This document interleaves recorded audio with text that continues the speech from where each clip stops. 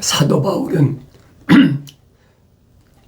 전능하신 하나님, 거룩하신 하나님의 뜻은 뭐냐? 한마디로 요약해서 설명하고 있잖아요. 곧 너희 거룩함이라 그랬어요.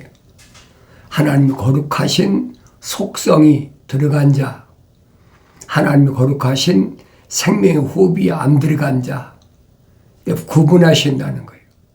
그래서 사도 바울은 하나님의 뜻을, 하나님의 계획을 뭐라고 그랬느냐? 곧 너희 거룩함이라. 하나님 거룩하신 생명호흡이 들어간 사람은 거룩을 잃지 않기 위하여 하늘 아래서 최선을 다해야 된다. 사도들은 한결같이 그게 어떤 인간의 방법으로 할 수가 없음을 설명해 주고 있잖아요. 그것은 오직 하나님의 거룩하신 형상을 닮은 사람만이 할 수 있는 것이다. 하나님의 형상을 안 닮은 사람이 어떻게 하나님의 거룩한 속성이 내 안에 들어올 수 있느냐 이 말이에요.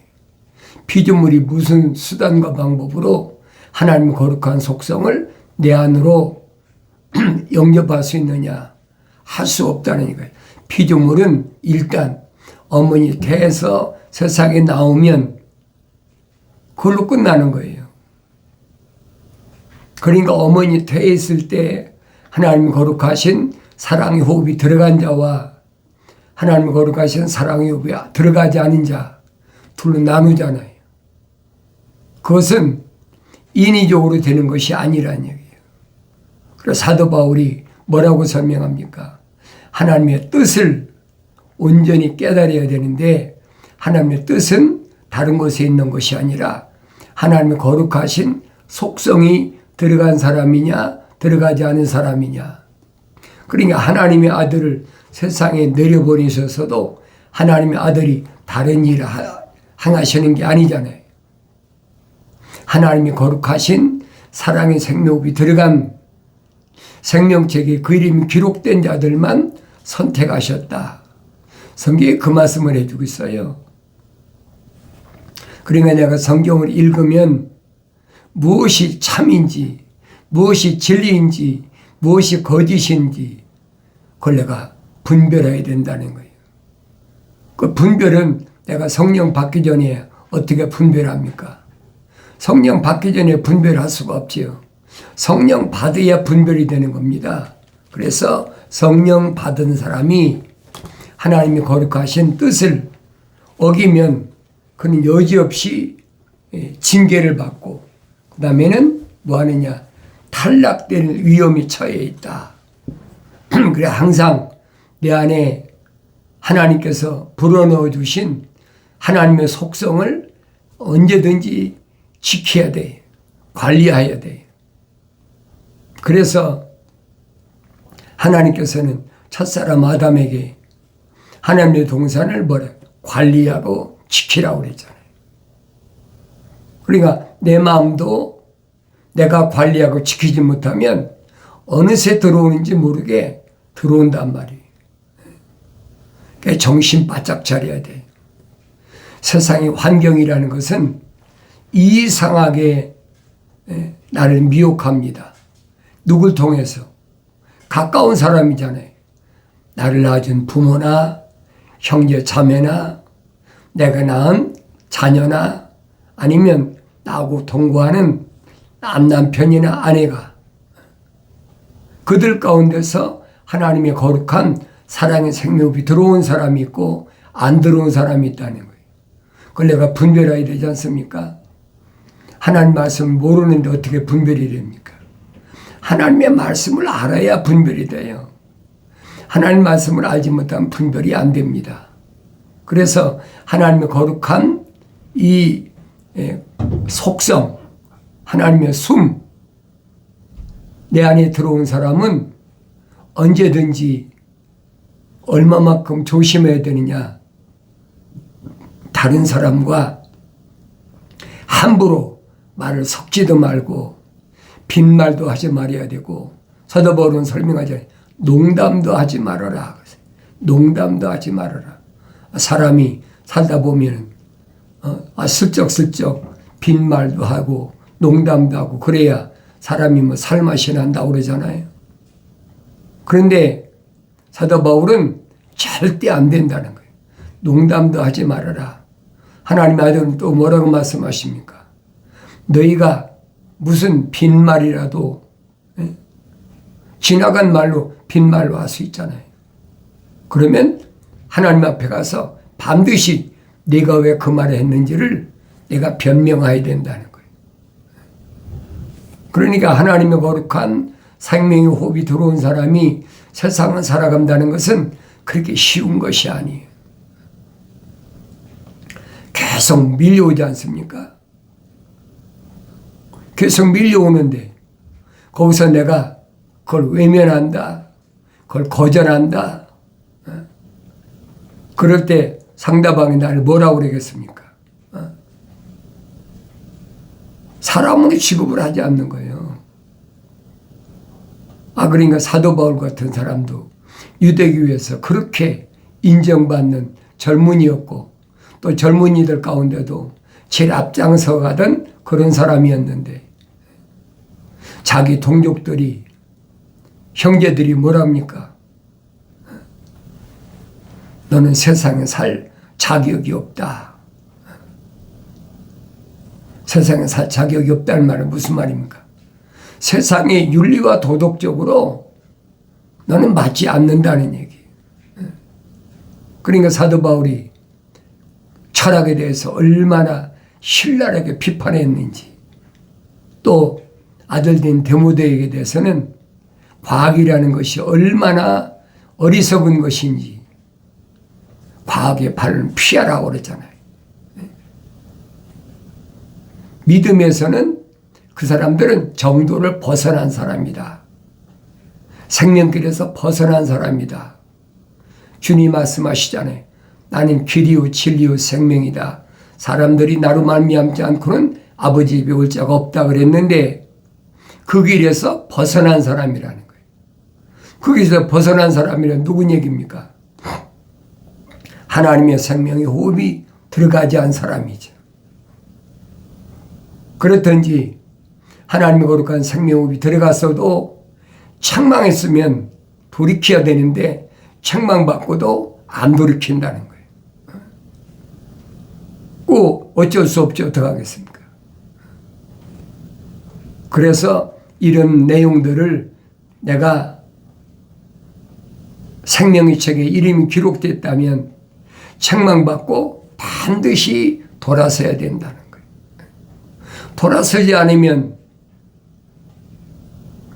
성령 받지도 못하고 또 성령 받지도 못하면 하나님의 말씀을 깨닫지도 못해요. 그러면 2000년 전에 하나님의 아들이 오셔서 말씀하시잖아요. 너희가 왜 내 말을 깨닫지 못하느냐? 다른 것이 아니잖아요. 너희가 내 말을 깨닫지 못하는 것은 듣지 못하는 것과 똑같다는 얘기예요. 들을 수 없는 것이나 깨닫지 못하는 것과 동일하다는 거예요. 그 원인을 하나님의 아들이 밝히시잖아요. 너희는 너희 아비 마귀로부터 나왔다. 자연인이라는 거죠. 내추럴맨. 그렇기 때문에 하나님 말씀을 알아듣지도 못하고 깨닫지도 못한다. 그걸 어떻게 피조물이 하늘 아래서 억지로 하나님 말씀을 알아듣게 하고 깨닫게 어떻게 하겠습니까? 안 된다는 거예요. 그게 불가능하다는 거예요. 절대로 들 수가 없음을 성경은 말씀하고 있거든요. 그럼 내가 나 자신이 보여야 될 거 아닙니까? 나는 하나님의 말씀을 깨닫는 사람인가? 하나님 말씀을 알아들을 수 있는 사람인가? 유대인들에게 히브리어로 주님이 그렇게 말씀하셔도 유대인들이 공부를 많이 한 바리새인들, 선생들이잖아요. 또 서기관들은 필수하는 사람들 아닙니까? 또 율법사들, 율법에 대해서 아주 능통한 사람들 아니에요. 그런데도 그들 중에서 하나님의 생명호흡이 들어온 사람은 하나도 없어. 그들은 다 하나님의 아들한테 와서 뭐하러 왔느냐? 시험하러 왔다. 그래서 시험하러 왔다. 귀를 기울이고 들으려고 온 것이 아니야. 시험하러 왔다는 거예요. 이런 일들은 2000년 전에만 그런 것이 아니라 오늘날도 똑같아요. 나하고 가장 가까운 사람들이 찾아와서 시험하고 어떻게 해서라도 넘어뜨려 보려고. 그러니까 멀리 할 수밖에 없지요. 왜 가까이 하면 사도 바울이 설명하잖아요. 얼마나 힘든 일이 생기는지. 그래서 하나님의 아들이 하신 말씀을 항상 기억하셔야 돼요. 언제만 기억나느냐? 성령 받아야 기억나요. 하나님의 아들이 뭐라고 말씀하십니까? 성령 파라크레토스, 그분이 오시면, 위로자, 그분이 오시면 내가 너에게 한 말들을 기억나게 하신다. 자기 말씀을 하시는 게 아니라는 거예요. 내가 너에게 한 말들을 무슨 말을 했는지 그분이 기억나게 하시고 그분이 가르치신다. 그분이 선생이시라는 거죠. 그러니까 성령 받은 사도들이 교사 역할도 하고 목사 역할도 하고 복음 전도자 역할도 하고 선제 역할도 하고 사도 역할도 하는 거예요. 성령 받지 못하면 이 역할을 못하는 거예요. 그 성령 받는 방법은 하나밖에 없잖아요. 피조물이 하늘 아래서 뭘로 내가 성령을 받겠습니까? 성령 받는 방법은 하나님이 이미 하나만 열어놓으셨어요. 나의 책망을 듣고 돌이키라. 보라. 내 영을 부어서 내 말들을 알게 하리라. 하나밖에 더 열어놓으셨습니까? 그 길밖에 없어요. 그럼 내가 그걸 깨달아야지. 나는 하나님 말씀 읽을 때마다 사도 바울이 설명한 것처럼 내 이마에 그랬지. 이마에 구원의 둑을 쓰라. 이마에는 다른 거 둑을 쓰는 게 아니에요. 이마에 구원의 둑을 쓰라. 머리에 구원의 둑을 쓰라. 성령으로 인침받아야 된다. 가슴에는 의의 흉배를 붙이고, 흉배, 사탄 마귀가 흰말을 타고 서서 화살을 겨누고 있잖아요. 귀만 보면 화살 날리는 거예요. 그러니까 음녀가 뭘 한다고 그랬어요? 젊은 청년을 살살 구실러가지고, 달콤한 말 구실러가지고, 음녀 집에 들어가면 화살로 네 간을 꿰뚫는다는 거예요. 그럼 끝나는 거지요. 그래 조심하란 말이에요. 그러니까 하나님의 거룩하신 사랑의 생명이 들어온 사람이 세상을 살아간다는 것은 그렇게 녹록한 것이 아니에요. 그전이야 뭐 마음대로 살았지요. 육신의 정욕이나 안목의 정욕이나 생의 자랑이나 내 멋대로 살았지요. 그런데 그게 안 되잖아요, 이제는. 그래서는 안 된다는 사실을 알았잖아요. 그러니까 제한받는 게 얼마나 많습니까? 사람들을 만나는 것도, 사람들과 대화하는 것도 다른 대화가 없잖아요. 하나님의 아들이 2000년 전에 오셔서 유대인으로 오셨는데 하나님의 아들이 누구와 어떤 대화를 하시나 보시라고요. 사도들이 주님께부터 선택받은 이후에 무슨 대화를 했나 보라고요. 그걸 내가 성경을 안 읽고요. 어떻게 알 수 있습니까? 내가 성경을 읽어야 돼요. 그러니까 밤낮 없이 하나님 말씀을 상고한다. 다른 무엇보다도 하나님 말씀을 상고해야 된다. 그러면 사도들이 하나님의 아들과 3년 동안 훈련하는 기간 동안에 어떤 삶을 살았나. 그 후로 보세요. 하나님이 아들이 가신 이후로는 어떤 삶을 살았나. 오순절날 마가의 다락방에서 약속하신 성령을 받은 이후에는 어떤 삶을 살았나. 성경에 빠진 것이 없이 기록됐으니까 내가 자세히 읽어봐야 될 거 아닙니까? 그러면 하나님의 아들로서의 삶은 어떻게 살아야 되나? 나는 무엇을 위해서 땀을 흘려야 되나? 악한 자를 용납지 않게 해서 땀을 흘려라. 그랬어요. 또 사도로 하지만 자칭 사도라는 자들. 그다 거짓말쟁이인 것을 내가 찾아내기 위해서 땀을 흘려야 된다는 거예요.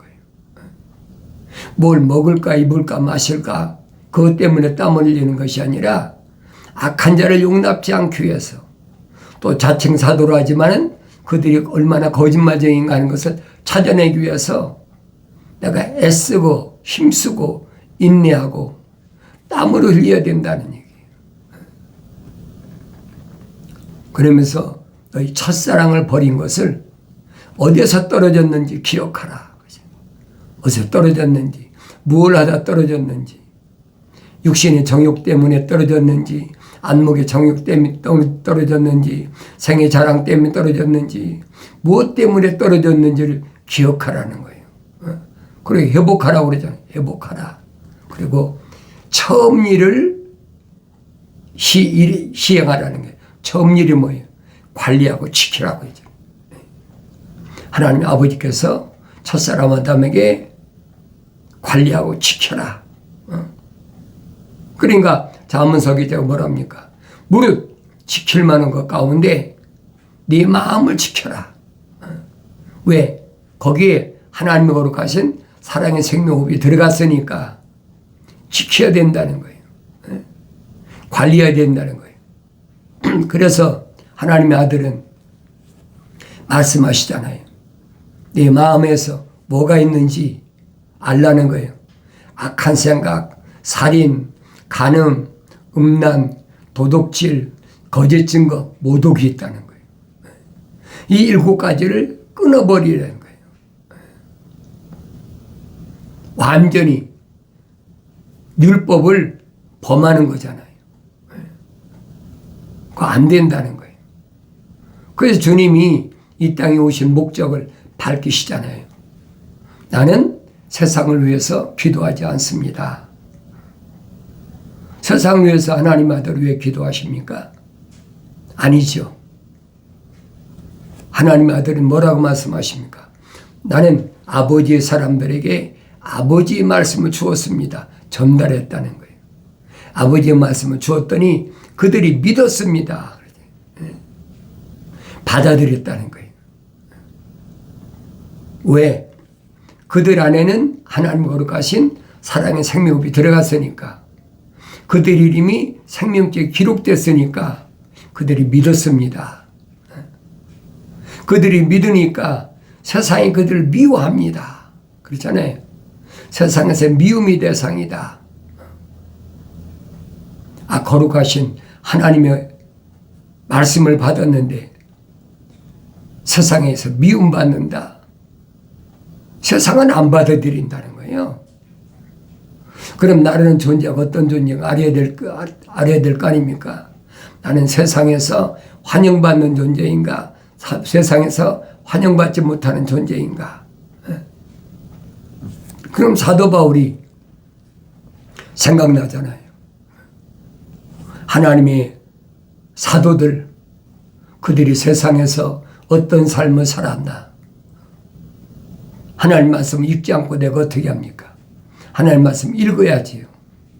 읽고 되새김질하고 읽고 되새김질하고 그러면서 하나님의 말씀이 뭘 나한테 말씀하시나 그걸 깨달아야지요. 그러면 하나님의 종들이, 구약의 선자들이 어떤 위치에서 어떤 어려운 환경 가운데서 사역을 담당했는지를 한눈에 보이잖아요. 구약 선자들은 다 하나님의 생명에 호흡이 들어간 자들이에요. 그 이름이 생명책에 다 기록된 사람이에요. 그들에게만 천사들이 오셔서 계속 계시하는 거예요. 성령의 감동을 받아서 천사들이 지시하잖아요. 그럼 깨닫고 어려움이 있어도 그 길 가는 거죠. 그게 얼마가 됐든 잠깐이 됐든 오랜 기간이 됐든. 구약의 선자들 보면 서신들이 긴 사람이 있고 짧은 사람이 있잖아요. 오바댜나 또 요나나 요나서나 또 미카서나 이 얼마 안 되는 그런 내용이 있는 선자들이 있는 거 아니. 또 반대로 좀 긴 이사야 선지자나 에레미야 선지자나 에스겔 선지자나 다니엘이나 호세아나 다 길게 했잖아요. 왜? 하나님의 계획이시란 말이에요. 그 시대는 그 사람이 그렇게 사역을 하도록 하나님이 만세전에 다 계획하셨다는 거예요. 선자들이 발표하잖아요. 그들이 하고 싶어 했습니까? 아니잖아요. 하나님께서 쓰시니까 아모스 선지자도 밝히잖아요. 나는 선지자가 아니다. 나는 제사장도 아니다. 그런데 이스라엘에서 여로보암이 열지파를 떼어주니까 열지파를 드리고 남유다를 가지 못하게 북이스라엘에다가 산당을 줘놓고 거리심산이나 에발산이나 산당을 줘놓고 레인들이 없으니까 제사장들을 막 자기 마음대로 자기 말을 잘 듣는 그러니까 이스라엘 사회에서는 비천한 사람들 또 어떤 사람들은 돈을 가지고 오니까 돈 받고 제사장 직분을 주는 거예요. 그러니까 하나님의 거룩한 뜻이 전달되지 않으니까 제사장 아마시아를 놔두고 아모스 선지자한테 천사가 불러서 나는 모르는데 나는 그냥 뽕나무 기르고 뽕나무 열매 따고 그런 사람인데 나에게 와서 선포하라는 거예요. 그래 내가 선포한다. 하나님의 거룩한 뜻을 어기면 분명히 아수르로부터 침략당한다. 북이스라엘이 멸망한다. 그러니까 제사장들은 계시가 임하지 않잖아요. 왜? 요즘 말 가짜들이란 말이에요. 그러니까 하나님의 계시가 임하지 않고 농부 밭에서 일하는 농부인 그걸 깨달아야 되는데 그 자기들 잘못을 못 깨달아요. 그러니까 뭐라고 얘기합니까? 야, 빨리 너 유다로 도망가라. 내가 여로보암한테 다 고자질했어. 너 여기 있으면 여로보암이 너 그냥 안 놔둬. 아모스 선지자 보고 빨리 남유다로 도망가라는 거예요. 그러니까 자기가 아버지 얘기하고 싶어 했습니까? 강권적으로 하는 거예요. 자기가 하고 싶어서 선지자가 된 사람이 없어요. 아모스 선지자도 그렇잖아요. 나한테 분명히 외치라고 하니까 자기는 외칠 수밖에 없다고 그러는데 가짜 제사장 아마샤는 뭐라고 그럽니까? 내가 여로보암한테 다 고자질했으니까 빨리 남유다로 도망가라. 그러니까 남유다로 도망갈 수밖에 없죠. 그러니까 하나님의 아들이 사도들한테 뭐라고 말씀하십니까? 너희가 말씀을 전할 때 이 고을에서 핍박을 하면 피하고 저쪽 고을로 가라는 거예요. 왜? 선자들이 그렇게 해서 사명을 감당했거든요. 그래서 아모스 선자가 남유다에 와가지고 그 아들이 누구예요? 이사야 선지자잖아요. 그러니까 우시야 왕부터 이사야 선지자가 스기야 왕까지 4대 왕을 거치면서 하나님 말씀을 선포한 가장 길게 하나님의 말씀을 선포한 선자로 이렇게 알고 있잖아요. 그러나 하나님의 아들은 말씀하십니다. 하나님이 쓰시는 것은 다 똑같다는 거예요. 특별한 사람이 없다는 거예요. 특별한 사람은 누구만 특별하느냐? 하나님의 말씀과 예수 이름으로 인해서 목배임을 당한 자, 순교자지요. 왜? 순교자의 피가 하늘에 상달돼서 그들의 상급이 있다는 거예요. 그래서 그들만은 주님이 천년 왕국이 7째 날 안식년 시작될 때 그때 통치권을 준다. 이수그리스도의 관한 계시에서 밝혀주고 있잖아요. 7년 동안 통치하는데 어떻게 통치하느냐? 철장을 가지고 질그릇을 깨보듯이 그렇게 통치한다. 피조물은 아무것도 아니라는 거죠. 그건 육신이 아니에요, 여러분. 이런 하나님 말씀을 내가 올바로 깨달을 수 있는 것은 어느 때만 깨달을 수 있느냐? 하나님이 약속하신 성령 받아야 깨달을 수가 있어요. 성령 안 받고는 깨달을 수 없습니다. 하늘 아래 지식을 가지고 교묘하게 별의별 말을 다 만들어도 그건 하나님 앞에 안 통해요. 그 마지막 때 가서 얼마나 큰 하나님의 진노를 받게 되는지 성경은 빠짐없이 기록되어 있어요. 그러니까 요한계시록 14장에서 뭐라 그럽니까? 주 안에서 죽은 자가 복이 있다 그러잖아요. 예수 안에서 죽은 자가 복이 있다. 왜 그래요?